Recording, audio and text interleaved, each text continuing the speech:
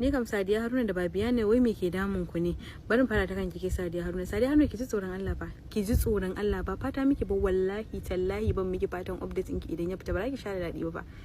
Kina ganin jin daɗi ne kina yada alfashan wannan. Bari ki jin gaya miki. Kin san wani abu guda ɗaya abinda Ubangiji ya ce yau idan ka je kai zina da yar wani billahi azimi idan baka da kowa kin ga dai baka da uwa baka da uba baka da kowa ko bangon gidanka sai an ci shi.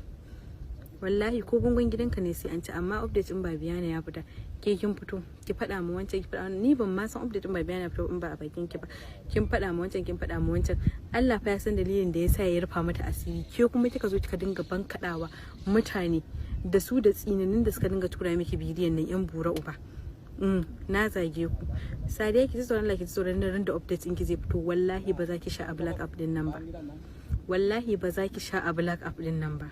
za ki sha mamakin yadda mutane za su miki ki raya a ranki cewa ki saka a ranki cewa yau yarki cewa yake abun nan yake faruwa da ita ya za ki ji idan mu fa ba ma jin fa dan an zage mu fa ba ma jin ciwo kawai iyayenmu muke tunani iyayenmu su ne abin tunanin za mu dinga tunanin cewa idan kun san iyayenmu iyayen da ne ko ba ka bane ba ma haka ba ko ya za a faɗa ba akan yarinyar ki sai kin ji wani iri amma Sadiya kina taya ai ba update din Babiana ya fito ai Sadiya ai waye mutu waye tashi ai tana wasa da addu'an ki wallahi ba addu'an ki bane ba wallahi Allah ya san dalilin da yasa ya rufa Babiana asiri ko kuma ko ban kada mata tsinannu amma za ku gani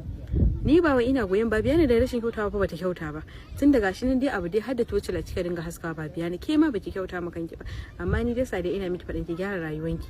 wallahi idan baki gyara gyara rayuwanki ba ko wallahi duniya ce za ta miki juyin tsaki ba kina gadara kina da kuɗi ba